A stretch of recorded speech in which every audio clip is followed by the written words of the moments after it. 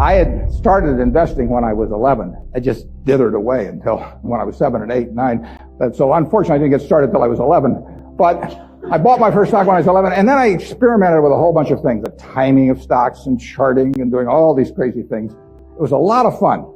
Profitless, but a lot of fun. And I did that until I was 19. And I read all the books on investing in the public library and I ate it up. It was fascinating to me, but I had no framework. I was just searching for something. I was hoping that little things on a chart would tell me something about what a stock was going to do. It was kind of crazy, but everybody else was doing it, so I figured I'd do it too. Sometimes you'd turn the chart upside down, it still wouldn't help. Then in 1949, I read The Intelligent Investor by Ben Graham. I'd never heard of him up till then. And there are really only 2 chapters in that book that are the key to it. But they set my philosophical framework for investing in 3 ways. They're so basic and so simple, it's hard to understand how they could be that important, but the 10 Commandments are simple. The first is that a stock is part of a business. I mean, you can't think of a stock as something different.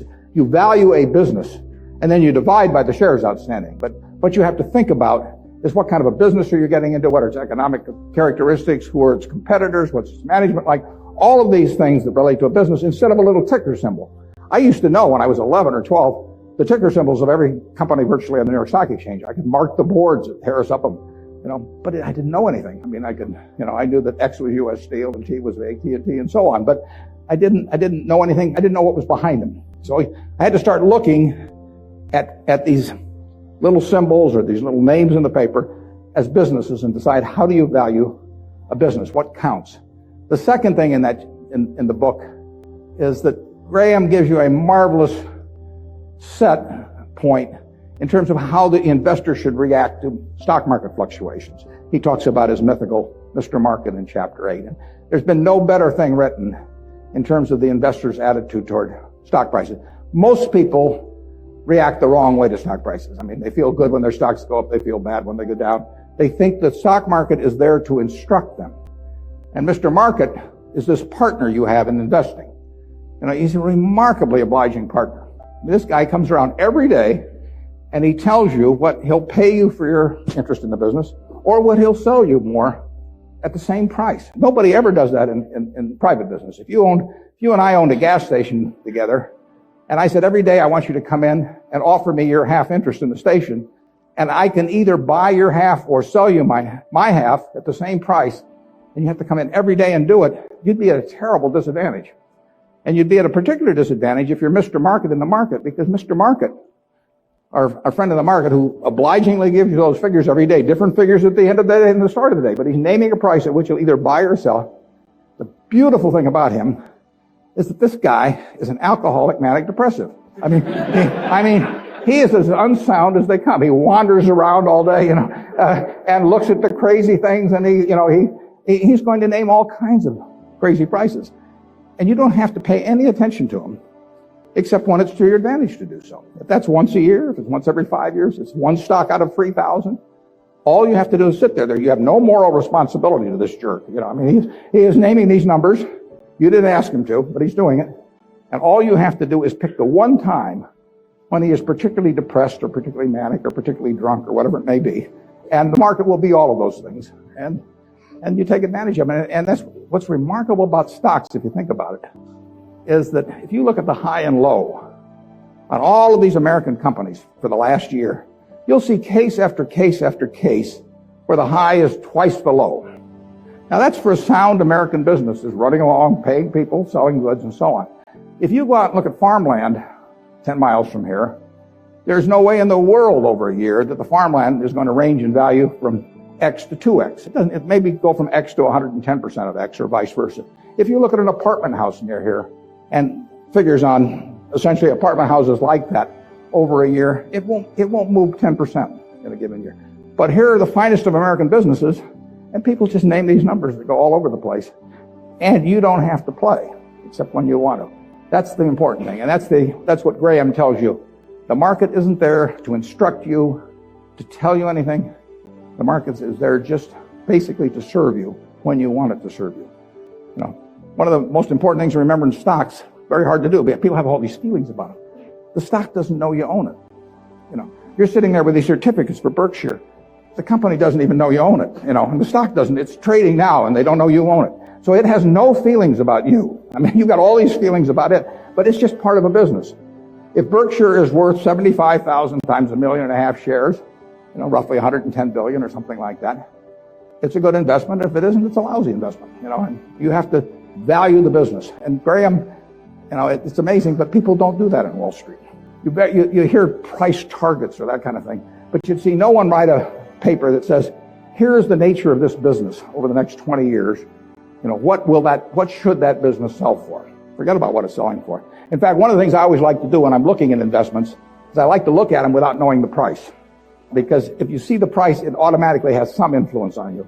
If you just sit down with the reports, if I get an idea about looking up a company and I get the 10Ks and so on, I would rather not know the price because I'd rather value it without knowing the price. When I used to handicap horses when I was a kid, one of the things I would do is I'd get the racing form ahead of time. And if there were 9 horses in a race, we'll say, obviously the probabilities of each one winning the race had to add up to 100%. I mean, one horse was going to win the race absent a dead heat or all of them dropping dead on the backstretch. So if you went through the racing form and I would look at the third race at Hialeah, I would try to figure out the percentage chance of each horse winning the race, and that had to add to 100%. Then I would compare those percentages to the odds. But first of all, I wouldn't look at the odds first. I would look at the past performance and all of that thing first. Stock market's the same way. Third thing in Graham's book is the margin of safety. If you come up to a bridge and it says capacity 10,000 pounds and you're driving a 9,800 pound truck, you drive down further and find another bridge. I mean, nobody knows exactly what that capacity is, and sign may have been put up 3 years ago. So you always leave a margin of safety. You don't try to cut things that close. You wait till something kind of shouts at you in the stock market. And with those 3 principles, you can build all kinds of structures on that. But that's the foundation. And if you've got that in mind, and that's in the Intelligent Investor, I've never found anything that remotely compares with it. All 3 of the ones you can't get rid of one leg of the 3-legged stool and still have a good investment philosophy. But I would say that the most important thing over a long period and working with big money is to understand the business. Let's just say for the moment that you were given $1 million or whatever sum was necessary, and you could look around Knoxville or look around all of Tennessee if you want and buy into any 3 businesses, between now and a week from now. Private businesses, not trading or anything of the sort. And you got a week to do it or you have to give the money back. What will you be doing during the next week? I mean, you can look at all these companies. Some of them you're quite familiar with. Some of them you're less familiar with. Some of them you know by reputation. Some of them you know the management. Some of them you don't. You know their competitive situation. What will you be thinking about during that 7-day period? How will you actually be screening these companies out? I think you'll look for 3 businesses, and you can't trade them after you buy them. You're going to own them the rest of your life. You're going to be looking for businesses that have enduring competitive advantage. You don't want to buy a Burger King franchise just because nobody's come within 10 miles of it yet, because Wendy's and McDonald's and all of those will be there pretty soon. I mean, it isn't necessarily who's earning the most money now. You're going to look for something with enduring competitive advantage. Now that takes a business with some kind of a moat around it, because capitalism, by definition, is a system where every time somebody has an economic castle, somebody else is going to come after it. It's just the nature. If you open a restaurant and it's successful here in town, somebody's going to take your menu and probably take your chef, maybe cut your price, maybe offer a little more parking, maybe be a better okay, whatever. I mean, capitalism consists of going after the other guy's castle. If that's the case, you want a castle with a big moat around it. There's a lot of ways you can have a moat around something. You could have it by patent protection. You could have it by location in certain areas. I mean, if you have something in people's mind, like Coca-Cola, 6 billion people in the world, practically all of them have something in their mind about Coca-Cola, largely favorable. They don't have anything in their mind about RC Cola. And if RC Cola spent $1 billion advertising, they wouldn't have anything in their mind about RC Cola.